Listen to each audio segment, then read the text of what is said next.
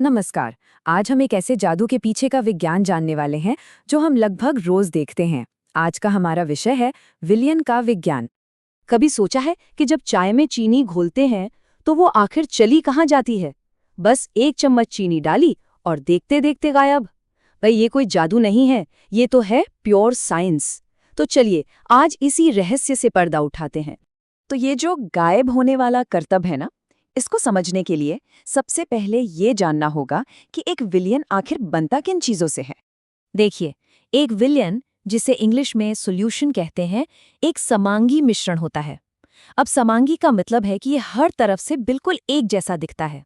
जैसे जब नमक पानी में घुल जाता है तो क्या नमक के कण अलग से दिखते हैं? नहीं, है ना।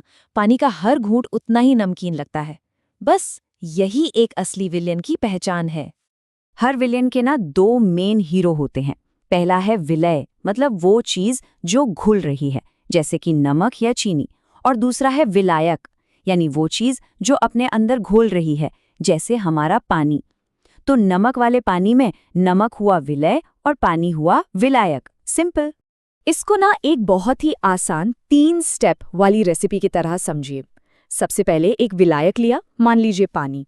फिर उसमें विलय डाला, जैसे नमक, और बस जो बना वही है हमारा विलयन। है ना एकदम आसान। लेकिन ठहरिए, हर मिश्रण एक विलयन नहीं होता। जी हाँ, तो चलिए अब जरा जासूस बनकर अलग अलग तरह के मिश्रणों को समझते हैं, ताकि हम असली विलयन को पहचान सकें। अच्छा, तो मिश्रण मेनली 3 तरह के होते हैं। पहला वास्तविक विलयन, जैसे नमक वाला पानी, जहां कण पूरी तरह घुल मिल जाते हैं, दिखते ही नहीं।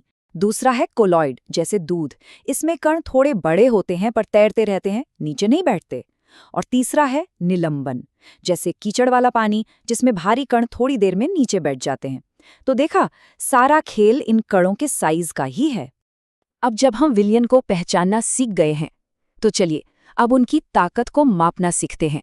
विज्ञान की भाषा में इसे सांद्रता कहते हैं।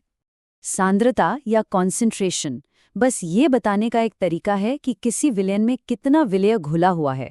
मतलब कोई शरबत कितना मीठा है या कोई घोल कितना नमकीन है, बस यही सांद्रता है। ये उस विलयन की असली ताकत बताती है। इसे समझने के 2 आसान शब्द हैं। एक होता है तनु या डाइल्यूट विलयन, जिसमें विलय बहुत कम होता है। सोचिए, एक बड़े ग्लास पानी में बस एक चुटकी चीनी। ये हुआ एक कमजोर विलयन।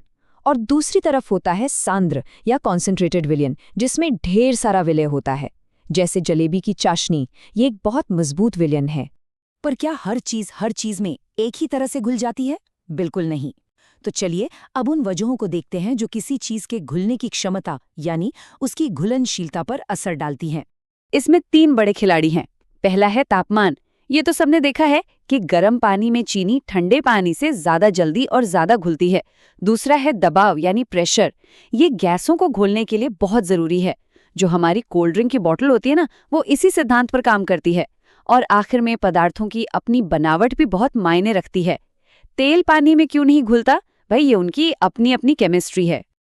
और यहीं पर केमिस्ट्री का एक गोल्डन रूल काम आता है। समान समान को घोलता है, मतलब लाइक डिसॉल्व्स लाइक। इसका सीधा सा मतलब है कि जिन पदार्थों के रासायनिक गुण मिलते जुलते हैं, वो एक दूसरे में आसानी से घुल जाते हैं। यही वजह है कि पानी नमक को तो घोल लेता है, पर तेल को नहीं। तो अब जब हम इसके पीछे की पूरी साइंस समझ चुके हैं, चलिए देखते हैं कि ये हमारी रोज की जिंदगी में कहाँ कहाँ नजर आती है। सच तो ये है कि हम हर वक्त विलयन से घिरे रहते हैं। सुबह की चाय या कॉफ़ी बनाने से लेकर शिकंजी बनाने तक, या फिर कोई सूप तैयार करने तक, ये हर जगह विलयन का विज्ञान ही तो है जो चुपचाप अपना काम कर रहा है।